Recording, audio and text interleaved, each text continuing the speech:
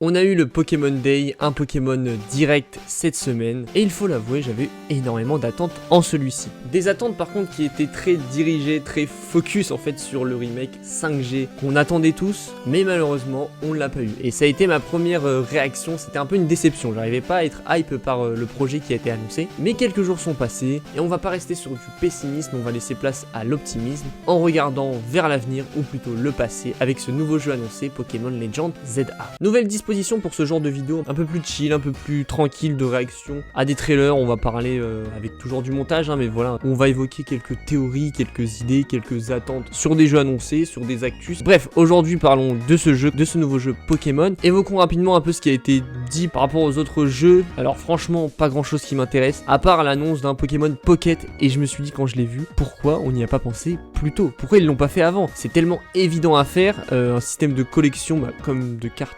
réelles, mais en virtuel sur le téléphone. Il y aura aussi un système de combat rapide, mais bon, le truc principal c'est quand même la collection sur téléphone, et ça franchement, pourquoi ils n'ont pas pensé avant? Et il faudra surtout pas que je le télécharge, sinon je suis cuit avec ce jeu. Mais ce qui nous intéresse donc, c'est comme je l'ai dit, les secrets de ce trailer de Pokémon Legend ZA. On va d'abord se pencher sur ce nom qui est officiel maintenant, parce que à l'annonce on était tous un peu en mode c'est Pokémon Z, Pokémon ZA, enfin, on savait pas trop comment le prononcer, si le A représentait juste la tour d'Illumis ou autre chose. En tout cas, maintenant c'est officiel. Les couleurs du Z et ce Z tout simplement vont nous rappeler, vont nous indiquer sans doute l'importance du Pokémon légendaire Zygarde, qui vient justement de la 6G. Moi surtout, le premier truc qui m'a sauté aux yeux, c'est quand on pense à Kalos, on pense à Az, le roi vagabond, l'ancien roi de Kalos. Et donc dans ce cas-là, le ZA à l'envers qui pourrait rappeler son nom, et si on continue à rester dans les lettres et dans l'analyse de ces phrases, etc., on a à plusieurs reprises la phrase réaménagement urbain, qui sera je pense le cœur de ce jeu, qui va faire suite à mon avis, on pense à la tragédie de Kalos, la destruction de plusieurs parties de la région, dans une guerre que justement le ancien roi Az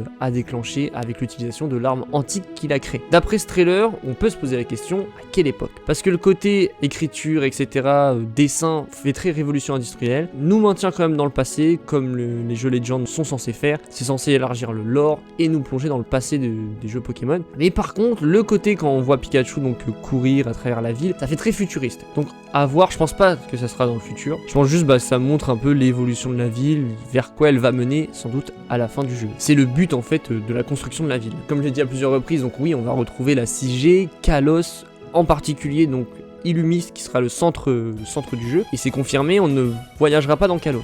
Ça sera un monde ouvert, entre grosses guillemets, parce qu'au final, le monde sera juste une ville où vivent en harmonie Pokémon et humains, et j'espère que la ville sera à la hauteur. Si on reste vraiment dans Illumis, dans cette ville, j'espère qu'elle sera grande. On a quand même l'impression qu'il y a beaucoup plus de bâtiments, beaucoup plus peut-être de vie que dans les jeux XY de l'époque, donc ça sera très différent des anciens jeux. On peut aussi penser de toute façon aux souterrains, aux catacombes de cette ville, donc on aura tout un monde souterrain à explorer, donc j'espère qu'elle sera à la hauteur. Parce que Nintendo nous a pas habitués à faire des villes très vivantes et très monde ouvert. Restons sur la ville et sur son plan donc comme je l'ai dit qui est très différent de XY, où déjà on voit pas le fleuve qui traverse cette ville, et on a aussi de nouveaux bâtiments. On arrive quand même à replacer les différentes places de XY, mais on n'a plus qu'une seule entrée, on a l'impression la ville est entourée du mur Maria de l'attaque des titans, et il y a des nouveaux bâtiments ressemblant à des stades, et ce bâtiment un peu aussi qu'on voit avec un symbole en forme de S qui aurait pu nous faire penser à la méga évolution qu'on va réévoquer après, mais en vrai on voit que c'est pas ça. Je pense que quand même ces bâtiments, ces stades auront une importance dans l'histoire du jeu. On a pu parler un peu des écrits du trailer, de la ville, maintenant essayons de deviner le scénario possible. Comme je l'ai dit, l'époque est pas ancrée, moi j'aimerais vraiment quand même que ça reste comme Arceus, peut-être pas aussi loin dans le passé, mais que ça reste dans un bon passé. Même ça me dérange un peu là quand je vois la ville qui fait très, oui comme j'ai dit, révolution industrielle.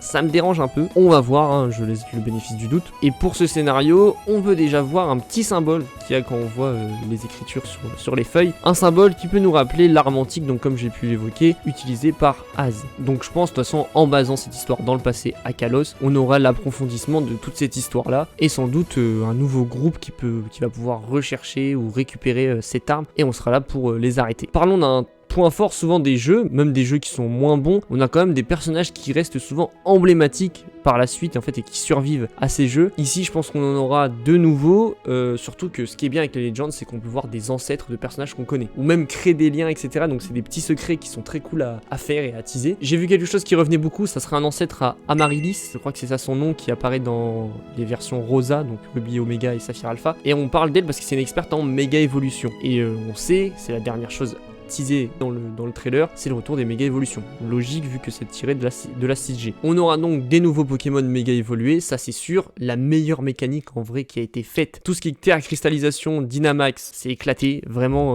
repartez sur la méga évolution, restez avec ça, c'est très stylé, c'est très cool à faire et je laisserai évidemment les fans imaginer et dessiner de nouvelles méga évolutions comme c'est fait depuis toutes ces années. Et donc j'évoquais un ancêtre d'Amaryllis parce qu'on pourrait avoir aussi un expert dans ces transformations. On va faire une transition avec donc, les personnages comme j'ai pu le dire, des retours comme Az qu'on verra sans doute parce qu'il est immortel donc c'est sûr à 100% qu'on va le recroiser. Des Pokémon comme j'ai pu l'évoquer comme Zygarde qui aura un rôle majeur dans cette histoire de réaménagement urbain, mais aussi quand on reste sur les Pokémon on peut parler des starters. Là 3 starters ressortent depuis le trailer, c'est Vipellière pour la fleur de lys donc qui évoque la France, Paris, Poussifeu, le coq et enfin Tiplouf Pingoléon pour le côté empereur pareil français. C'est un trio parfait, j'ai envie que ce soit ce trio pour pouvoir rejouer avec Brazegali et Pingoléon, mais je sens qu'ils vont quand même nous surprendre. Je sens le Marisson ou Gruicui qui va sortir de nulle part, ça va me décevoir, mais bon, ça se trouve ils vont écouter les théories, les fans, et on aura tous raison avec ce trio de starters qu'on pense être le